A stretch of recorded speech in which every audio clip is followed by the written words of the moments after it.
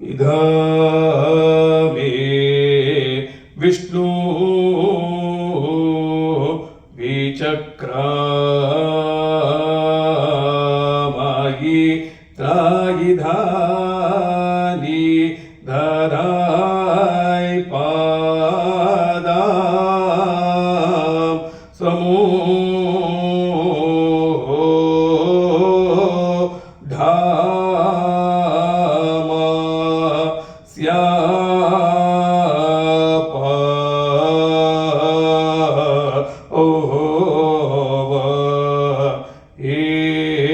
ಸುಲೇ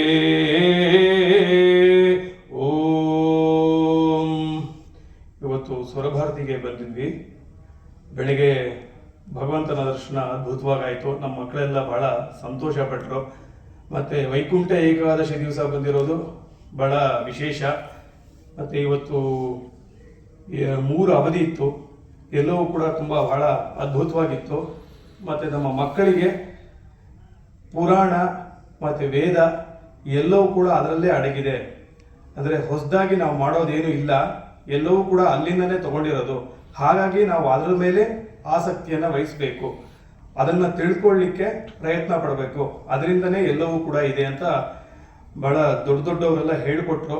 ಮತ್ತು ನಾವು ಕೂಡ ಇನ್ನು ಮುಂದೆ ಪಾಠ ಮಾಡಬೇಕಾದ್ರೆ ಯಾವ ರೀತಿಯಲ್ಲಿ ಪಾಠ ಮಾಡಬೇಕು ಅಂತ ತಿಳಿಸ್ಕೊಟ್ರು.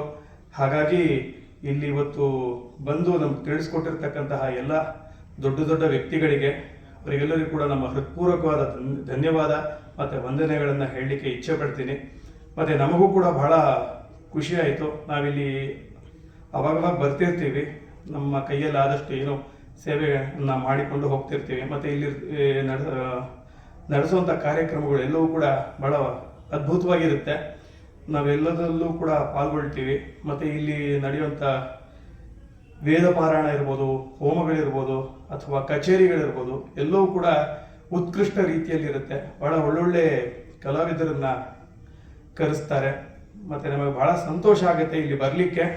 ಇದು ತುಂಬ ಒಂದು ಖುಷಿಯಾಗಿರ್ತಕ್ಕಂಥ, ಇಲ್ಲಿಗೆ ಬಂದರೆ ಖುಷಿ ಆಗುತ್ತೆ, ಅದೇನೋ ಗೊತ್ತಿಲ್ಲ.